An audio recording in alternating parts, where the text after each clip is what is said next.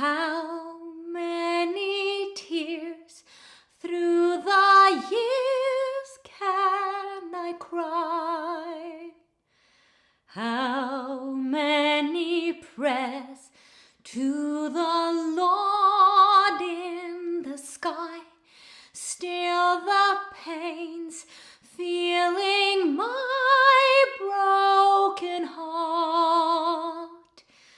Sometimes I feel I was cursed from the start. Hey guys, a warm welcome to Wisdom from North, the place for empowerment and transformation. Today I would like to address the topic of depression, and I want to share how I managed to get out of it in hope to help somebody out there who is experiencing depression right now or knows somebody who is experiencing it.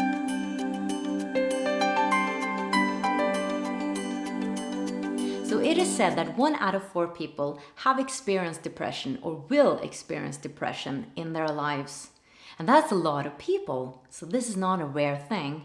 But the reason why I chose to do this video was that I received an email from a man who had been severely depressed for a year. And he had discovered my YouTube channel and had watched a couple of videos, and that had made him smile a couple of times, he wrote. And it really touched me, and I started thinking back on my depression. So I truly identified with what he was going through. And then I thought about how I got out of the depression. Because now I feel more empowered than ever before, even before I was in my depression or fell down into it.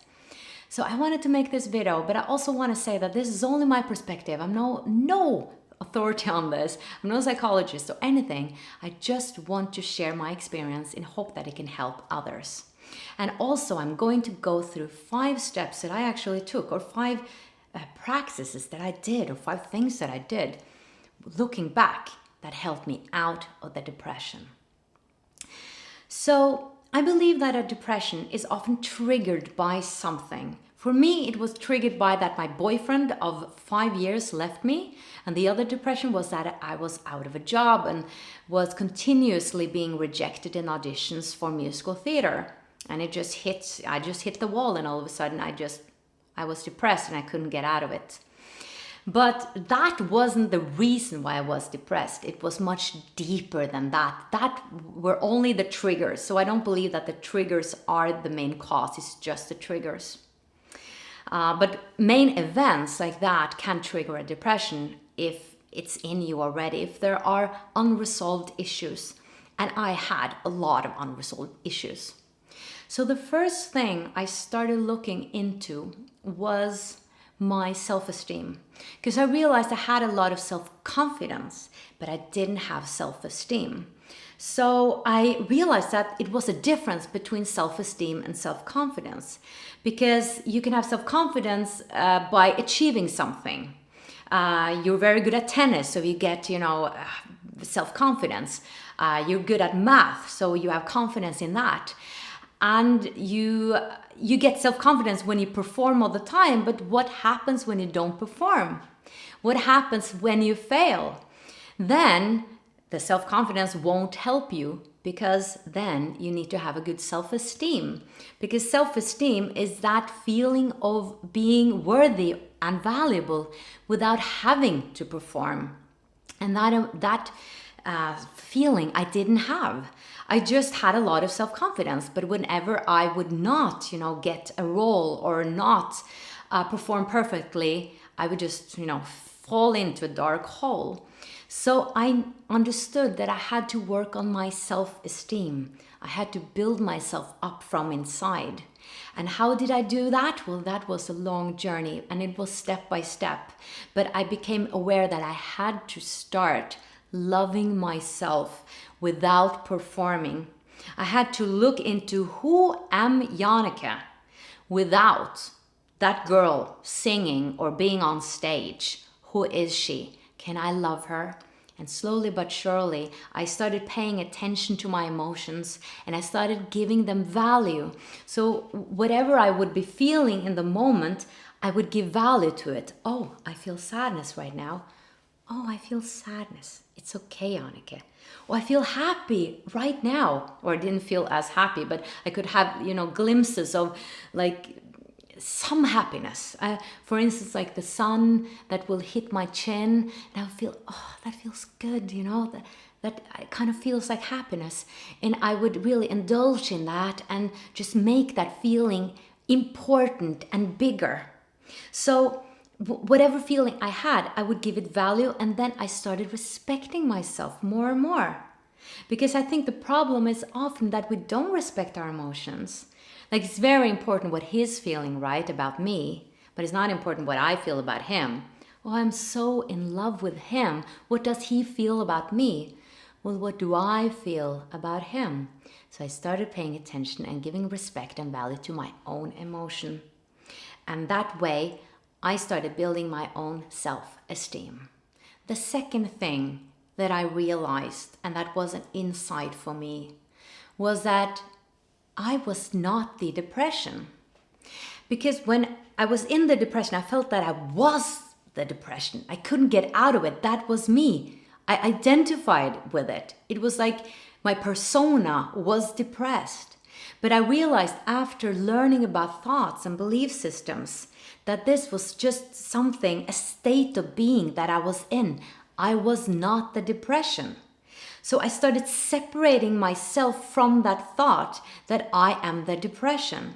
And I also became aware and started training my mind to think that the depression is just a state of being that is in me right now, but it can go away, and it will probably go away in the future. So I started separating myself from the depression, just saying to myself, this is just something I'm experiencing. This is not who I am. And that helped me a great deal. Now, the third thing that was an insight for me that really helped me was that I understood that I needed to regain that divine connection, because divine connection was truly important for me. And now I had started to give respect to my emotions, and that's why I understood that it was really important that I needed to have this connection to the divine again, because I realized I had lost it. And in my childhood, I had always felt this magical feeling of that everything is magical. And when I was on stage singing, I just felt in oneness with everything. And I had lost that. And that was truly important for me. So I was thinking, how can I have this connection again? Well, one thing was that I started going into nature. I stopped watching television and only be remembered of how successful other people were and how such a failure I was. So I went into nature and I just started being in nature, because there nobody was judging me. Nobody was applauding me either. I was just being with nature. And that gave me some of that connection again. And also I started meditating on my heart. And I had a few spiritual experiences that verified for me that what I had believed in all my life, that there is more to us than our bodies and our brains and everything, that was verified for me. And that gave me a deep peace and a deep happiness. So if you feel that you lose, you are longing for this connection, and there's a lot of us who is doing that, I recommend that you seek it out. You start meditating, or you start doing spiritual practices, or you go into nature and you just are. You just are. And that, I believe, will naturally come to you. What you seek, you shall find, right? I believe that you will find it when you seek it. So the fourth thing I started to do was to exercise. And that's probably the last thing somebody who is depressed want to hear. But that actually changed so much for me. What I started to do was I started jogging in nature.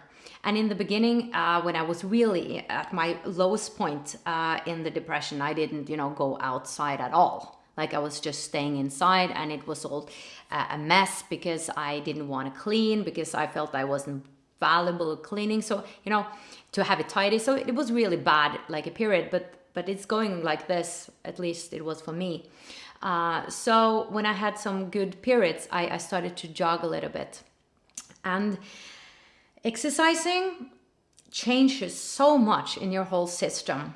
You get more creative, you get, of course, more healthy, and the chemicals in your whole body is working so much better. So you actually produce more hormones that makes you more happy in general.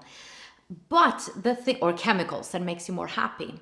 And I don't know the names of those, but I just know that exercise is so good for your psyche and your mental health. But the problem is that the mind is trying to trick you out of doing something that can make you feel better. Because what I thought was that, well, yes, I had that jogging tour the other day, but now I'm down again. I felt a little bit better, but now I feel lousy again. So what's the point? I will just trick myself, go out and jog and feel great afterwards, and then it will just come back. But that is the mind trying to trick you to stay in that state. And it's quite interesting because I just learned the other day that our mind is, what is it called?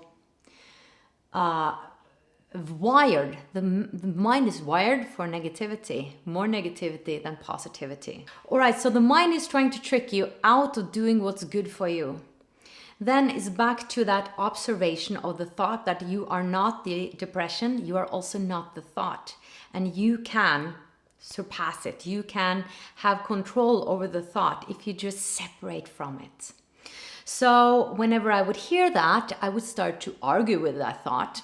And I don't know if that's the best advice, but it was good for me at the time. So I was like, okay, well, I feel better after a jogging tour. Why shouldn't I do it? Well, I will just get worse again. Well, but if I start doing it every day, maybe I can be better and better. And I was like having this fight in my mind. But the thing is, what was happening was that the more I started jogging, the more I raised my vibration. And the thing is that it's almost impossible to get out of the depression and all of a sudden, be out of it and feel happy.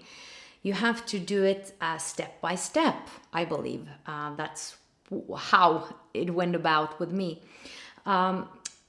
Because you need to raise your vibration. And when you raise your vibration, it's much easier to deal with those deeper issues. So when you just do a jogging tour or whatever steps that are helping you, then you have you are in a much better place, a much better state to actually deal with those issues that you have in the first place. Because when you are in that dark hole, it's really, really difficult to deal with your issues. Because a depression is often consists of shame and guilt. And shame and guilt are the lowest vibrating emotions that exist. So it's really difficult to do anything fruitful in those emotions. So by getting up a little bit on the scale, raising your vibrations is much easier to then deal with it.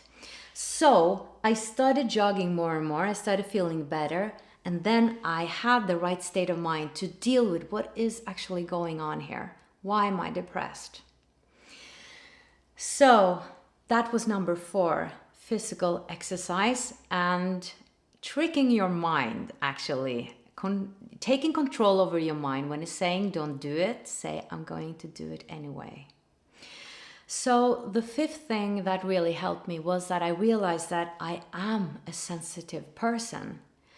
I am a person who just cannot do any job, or I cannot, go to a job 8 to 4 every day and do something I'm not passionate about. So I need apparently a real purpose to be here. I need to find my purpose. That's extremely important to me. That might not be important to other people, but it is to me. And then I need to honor that. So I realized in order for me to be happy, I needed to find my passion and I needed to follow it. And that's where I started having my focus. So what do I really want to do? Why am I here? And as I started, opening up to those questions, things started opening up for me. And eventually I felt like I was more and more on the path that I was meant to be on. And that has given me great happiness. Now, I do know that depression can come again. I'm aware of that. I haven't experienced it for 15 years, I think it is. But I know it can happen again. At the same time, I'm not afraid of it because I'm not the same person I was before depression. I have new insights now, and I'm not afraid of those dark emotions. I know they're not dangerous. I have much more wisdom and knowledge in my mind, but not only that, I have also more experience with how to handle difficult emotions. So I'm more prepared for it. But if it comes, it comes. And you know, probably the saying, what you resist persists, what you accept goes away. So I've accepted that. It might come, but if it comes, it comes. But I'm accepting it, and I don't have a resistance towards it.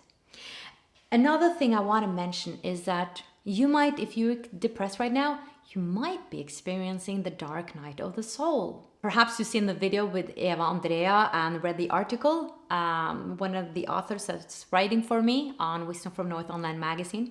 She has had the dark night of the soul in her awakening process. And Maria Nygård, who is doing a masterclass for me on my membership, she's also talking about that ascension process.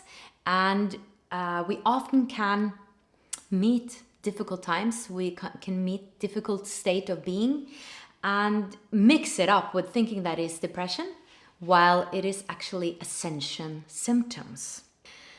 So I hope this was helpful, and do know that you can get out of it, because often the mind says, I can never get out of it.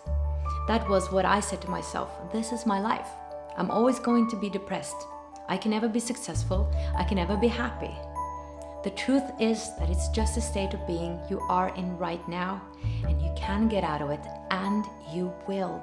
Believe that you will, and know that we're sending you much, much light. All right, guys, I hope this was helpful. I recommend that you check out my online magazine, or I would love for you to do so, and also to sign up for my newsletter to get all the information about the upcoming membership platform that is coming, because let's walk this path together. Much light from